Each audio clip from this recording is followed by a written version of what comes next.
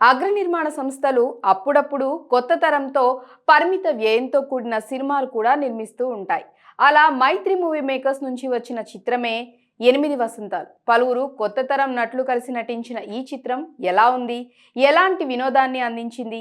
కథ విషయానికి వస్తే ఒక ప్రేమ జంట జీవితంలోని 8 వసంతాల కథ ఇది. సుద్ది అయోధ్య అనే యువతి ఓ రచయిత. ఊటీలో ఉంటూ తన టీనేజ్లోనే ఒక పుస్తకం రాస్తుంది. దాంతో ఎంతో మంది అభిమానుల్ని సొంతం చేసుకుంటుంది. మార్షల్ ఆర్ట్స్లోనూ ఆమె ప్రావీణ్యం సంపాదిస్తుంది. ప్రయాణాలు, రచనలు, మార్షల్ ఆర్ట్స్తో గడుపుతున్న ఆమె జీవితంలోకి వరుణ్ వస్తాడు. కొన్ని రోజుల్లోనే ఇద్దరి మనసులు కలుస్తాయి. వరుణ్ తన మనసులోని మాటను చెప్తాడు. సుద్ది కొంత సమయం కావాలని కోరుతుంది. అందుకు వరుణ్ కూడా అంగీకారం చెప్తాడు. అలా కొన్ని నెలలు గడిచిపోతాయి. ఆ తర్వాత సుద్ది తన మనసులోని ప్రేమని వ్యక్తపరచాలని ఎంతో ఆతృతగా వరుణ్ దగ్గరికి వస్తుంది. మరి వరుణ్ ఆమె ప్రేమని స్వీకరించాడా? ఈ మధ్యలో వరుణ్ జీవితంలో ఏం జరిగింది? వరుణ్ విదేశాలకు వెళ్ళిపోయిన తర్వాత ఆమె జీవితంలోకి వచ్చిన సంజయ్ ఎవరు? సుద్ది 8 వసంతాల ప్రేమ ప్రయాణంలో ఎన్నో మలుపులు చోటు చేసుకున్నాయన్నది చిత్రకథ.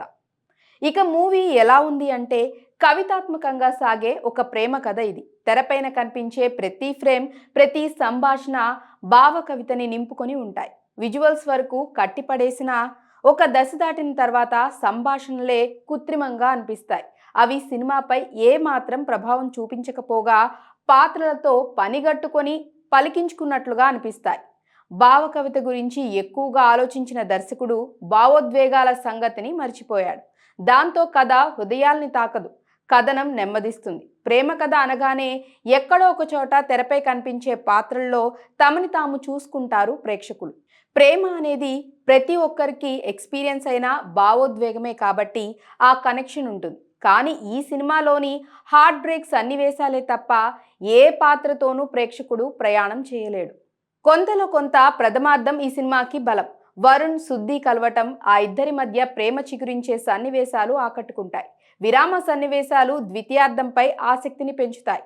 అందంగా కనిపించే హనురెడ్డి, అనంత మధ్య కెమిస్ట్రీ, హోషామ్ సంగీతం సినిమాని ఆకర్షించాయని చెప్పవచ్చు. అయితే విరామం తర్వాత సినిమా పూర్తిగా గాడి తప్పినట్లు అనిపించింది. ద్వితీయార్థంలోని ప్రేమ కథలో ఏమాత్రం బలం లేకపోగా చాలా సన్నివేశాలు మెలో డ్రామాని తలపిస్తాయి. సంజయ్ రాసిన రాణి మాలిని అనే వేశ్య కథని చదివి అతనితో ప్రేమలో పట్టం కానీ, ఆ ప్రేమని త్యాగం చేయాలనుకోవటం కానీ ఏమాత్రం సహజంగా అనిపించదు. ప్రథమార్థంలో సుద్ది పాత్ర ఎంత బలంగా, ఎంత హుందాగా కనిపిస్తుందో చివరికి వచ్చేసరికి ఆ పాత్ర తాలూకు ప్రభావం తగ్గిపోతుంది. సంజయ్ పాత్ర తెరపైకి వచ్చిన ప్రతిసారి సన్నివేశాలు ఓ పుస్తకాన్ని ఏకధాటిగా చదువుతున్నట్లుగా, ఒక ప్రసంగాలు సాగుతున్నట్లుగా అనిపిస్తాయి. మొత్తంగా కవిత్వంతో పాటు ఆకట్టుకునేలా కథ కూడా చెబితే ఇంకాస్త బాగుండనే అభిప్రాయాన్ని కలిగిస్తుంది చిత్రం.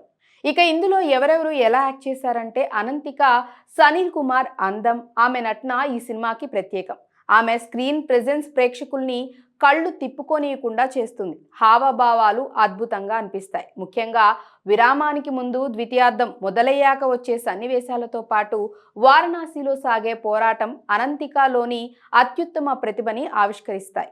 లవర్ బాయ్గా కనిపించిన హనురెడ్డి ప్రేమ కథలకి తగ్గ హీరో అనిపిస్తాడు. అతని స్క్రీన్ ప్రెజెన్స్ కూడా చాలా బాగుంది. భావోద్వేగాలతోనే మెప్పిస్తాడు. మరో నటుడు రవి దుగ్గిరాల తన పాత్రకు న్యాయం చేశాడని చెప్పాలి. సాంకేతికంగా సినిమా ఉన్నతంగా ఉంది. ముఖ్యంగా విశ్వనాథ్ రెడ్డి కెమెరా పనితనం అద్భుతంగా అనిపిస్తుంది. ఊటీ, కాశ్మీర్ అందాలని ఆయన తన కెమెరాతో చూపించిన తీరు మణిరత్నం సినిమాల్ని గుర్తు చేస్తుంది. హోషామ్ సంగీతం మరో హైలైట్. దర్శకుడు ఫణీంద్ర నర్శెట్టి కవితాత్మక స్పర్శతో కథని చెప్పాలనుకోవటం మెచ్చుకోదగ్గ ప్రయత్నమే. ఆయన సంభాషణలు చాలా చోట్ల ఆకట్టుకుంటాయి. అదే స్థాయి కసరత్తులు కథ, కథనాల విషయంలోనూ చేయాలని గుర్తు చేస్తుంది చిత్రం. నిర్మాణం ఉన్నతంగా ఉంది. ఇక ఈ సినిమాకి సంబంధించి ప్లస్లు మైనస్లు మనం చూసినట్లయితే అనంతిక, సనీల్ కుమార్ అందం, నటన ప్లస్ అనే చెప్పాలి. అలాగే కట్టిపడేసే విజువల్స్, కొన్ని సంభాషణలు ఈ సినిమాకి ప్లస్. భావోద్వేగాలు ద్వితీయార్థంలో కొరవడటం, ఆకట్టుకోని కథ, కథనం ఉండటం, ఇవన్నీ కూడా ఈ సినిమాకి మైనస్ అని చెప్పుకోవచ్చు. చివరిగా 8 వసంతాలు విజువల్స్ కోసం చూసేలా ఉంది. మొత్తంగా చూసినట్లయితే 8 వసంతాలు సినిమాని ఒక్కసారి చూడవచ్చు. విజువల్స్ పరంగా కూడా ఈ సినిమా సూపర్ అని చెప్పొచ్చు.